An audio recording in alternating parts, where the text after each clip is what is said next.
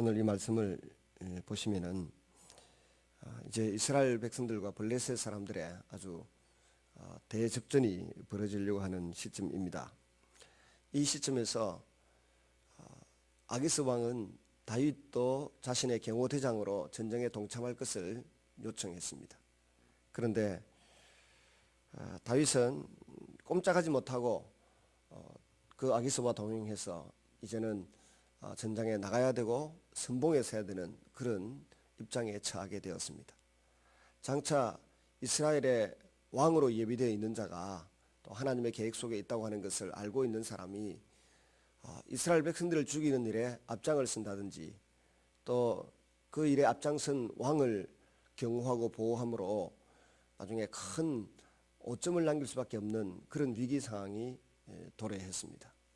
단 한 번의 선택의 잘못으로 인해서 다윗이 처한 입장은 참 사면초가의 위기이고 앞이 캄캄해지는 그런 위기 상황입니다. 이에 대해서 이제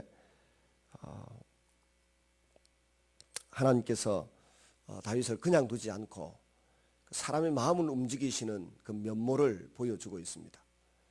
잠언서 21장 1절에 보시면 왕의 마음이 여호와의 손 안에 있음이 마치 보의 물과 같아서 그가 임의대로 인도하시느니라 하는 말씀이 있습니다. 사람의 마음을 하나님이 알고 계실 뿐만 아니라 때로는 움직이기도 하신다고 하는 것을 볼 수가 있습니다.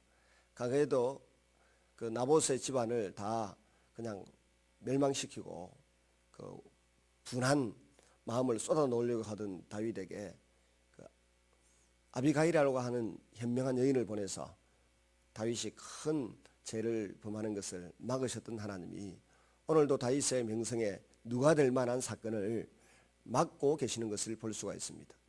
아기스 왕은 100% 다윗을 신뢰했습니다마는 나머지 5명의 방백들이 4명의 장수들이 방백, 장수 뭐 이런 하여튼 주축 세력들이 다윗은 절대 우리와 함께 전쟁에 나갈 수 없다는 겁니다.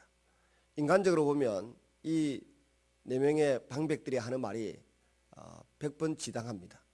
사울이 죽인 자는 천천히고 다윗이 죽인 자는 만만이라고 했는데 그 속담을 그들의 그 찬양을 벌써 잊었습니까? 라고 그 질문을 던집니다. 벌써 10여 년 전에 있었던 일인데도 워낙 다윗이 남긴 그 전쟁에서의 승리, 결정적인 공헌을 했던 그 골리앗을 죽인 사건, 그리고 블레셋과 싸울 때마다 거두었던 큰 승리를 염두에 둘 때 이 4명의 장수가 해대는 이 말은, 방백들이 하는 이 말은 100번 지당한 이야기입니다. 이것 때문에 사울에게 질투와 미움을 받았고 이것 때문에 블레셋 사람들에게 늘 경계 대상이 되는 다윗이었습니다. 그런데 이 말을 하면서 아기스 왕에게 우리와 함께 이런 다윗이 전쟁터에 나갔다가 거기에서 그 뒤통수를 치거나 아니면 내부에서 균열을 일으키거나 또 내부에서 소란을 피우면 전쟁에서 큰 그 손해를 보게 되고 불이익을 당하게 되고 나중에는 결국 패배하게 될 것이다라고 하는 우려는 지당한 것입니다. 이런 생각을 올리게 하고 하게 하시는 분은 저는 하나님 외에는 없다고 생각합니다. 사단도 우리를 공격해서 충동질을 하고 생각을 집어넣고 합니다만은 그 사단은 하나님의 그 계획 속에서 하나님의 영향력 아래에 있습니다. 근데 특별히 하나님이 직접 이 다윗을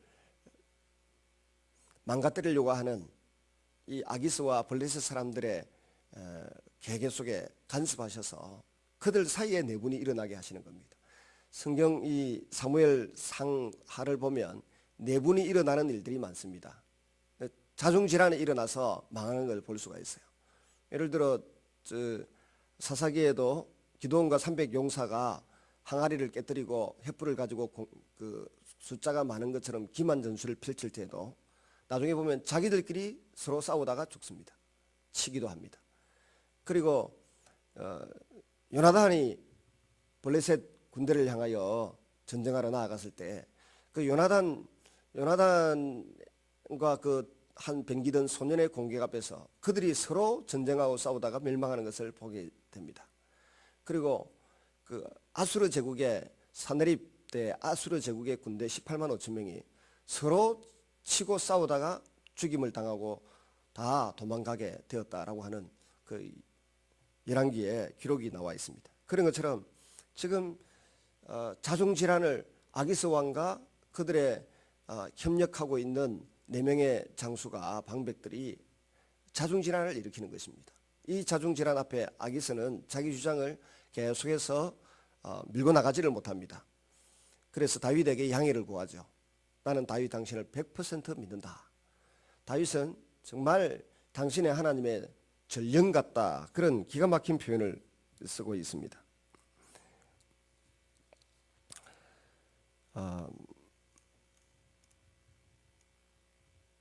그 6절에서 이 11절 사이에 보면 다윗을 가리켜서 당신은 다윗 그 9절에 보시면 한번 읽겠습니다. 아기스가 다윗에게 대답하여 이르되 내가 내 목전에 하나님의 전령같이 선한 것을 내가 아나. 그러니까 하나님의 전령, 이 하나님이 뭐 어떤 그가 언급한 하나님이 어떤 하나님인지 모릅니다만은 야간 정직하고 진실했다는 말입니다. 다윗이 정직하고 진실해서 자기는 100% 믿는다라고 말합니다. 이런 그 평가를 들을 수 있도록 다윗이 보인 자세는 확실했다는 것이죠. 오늘날 우리 그리스도인들이 세상에 나가서 살 때 내 직장의 상사나 동료들에게 그 사람은 정직하다 이런 평가를 받아야 되는데 어느 정도 받고 있는지 모르겠습니다. 뭐든지 믿고 맡길 수 있다 이 정도는 돼야 되는데 다윗은 적어도 아기스에게 그런 평가를 받았다는 것입니다. 이런 평가를 받았어도 자기와 협력하는 동족의 이 장수들의 여론 때문에 다윗은 다시 시글락으로 돌아가게 되는 그런 은혜를 잊게 됩니다. 내일 아침에 나오는 30장 본문을 보면 만약에 이때 돌아가지 않았으면 더 큰 낭패를 또 당할 뻔했습니다.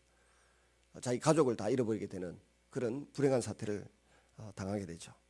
여기서 보면 하나님의 손길이 또 하나님의 환경을 조종하고 움직이심이 분명히 있다라고 하는 것을 알 수 있습니다. 그래서 우리가 하나님의 뜻을 알려고 할 때 첫째는 말씀의 흐름을 통해서 알아야 되고 두 번째는 환경의 추이를 통해서 알아야 되고 세 번째는 사람들의 하나님이 사람들을 통해서 나에게 말씀하시고 뭔가 알려주시는 그걸 통해서 하나님의 뜻과 계획을 알 수도 있다는 것을 염두에 두어야 됩니다. 그리고 내적인 기도할 때 내 마음속에 일어나는 내적인 평안이 있는가 없는가 이 4가지죠. 일반적으로 목회자들이 가장 안전하다라고 생각하는 기도 하나님의 뜻을 분별하는 방법이 이 4가지입니다. 하나님 말씀과 일치되는가, 기도할 때 내 마음속에 내적인 평안이 있는가, 셋째는 환경의 어떤 그 추이 변화되어 가는 그 모습들이 있는가, 마지막으로는 그 성숙한 그리스도인들이 뭐라고 평가해 주는가, 이 하나님의 뜻에 대하여 이 4가지만 해도 충분히 하나님의 뜻을 알 수 있다는 것입니다. 그러나 더 깊이 기도하고 매달리는 사람에게는 하나님께서 또 다른 특별한 방법으로 하나님의 계획을 알려줄 수도 있겠죠. 야간 다윗은 일 때문에 다시 시글락으로 돌아가고 있는 그런 모습을 보여주고 있습니다. 다윗은 이런 자기를 신뢰해 줬던 이 아기스 임금에 대한 그 우호관계, 의리, 신뢰관계를 저버리지 않습니다. 자기가 임금이 되었을 때도 솔로몬이 임금이 되었을 때도 이 관계는 계속해서 유지되는 그런 모습을 보이고 있습니다. 사람의 관계는 사람과 우리가 관계를 맺어갈 때 좀 시종일을 할 수 있는 사람들이 되어야 됩니다. 많은 분들이 가만히 보면 그 사람을 적절하게 이용하는 사람들이 있습니다. 근데 그건 불을 보듯이 뻔하게 보이거든요. 근데 짧은 안목 때문에 자꾸만 사람을 적절하게 이용하는 사람들이 있어요. 그건 상대가 시간이 지나면 금방 알 수 있어요. 근데 아마 그 이용해 먹는 사람들은 잘 모르는가 봐요. 그러니까 자꾸만 그런 사실을 모르니까 자꾸 이 사람도 이용하고 저 사람도 이용하고 그러는데 나중에 사람들이 모여서 이야기하는 걸 가만히 들어보면 다 똑같은 기분과 분위기를 느끼고 그 사람에 대해서 별로 신뢰하지 않는 것을 볼 수가 있습니다. 그러나 사람들이 어떻게 평가해 주든 해주지 않든 이걸 벗어나서 또 사람들의 기대를 뛰어넘어서 우리는 하나님 앞에 사는 사람들이기 때문에 항상 하나님 보시기에 내가 할 수 있는 만큼 최선을 다하고 진실하게 대하고 성실하게 대하는 삶을 유지하면 세상을 움직이고 사람을 움직이신 하나님께서 반드시 그를 축복하시고 버려두지 않습니다. 쓰임새 있는 사람으로 평가하시고 써주십니다.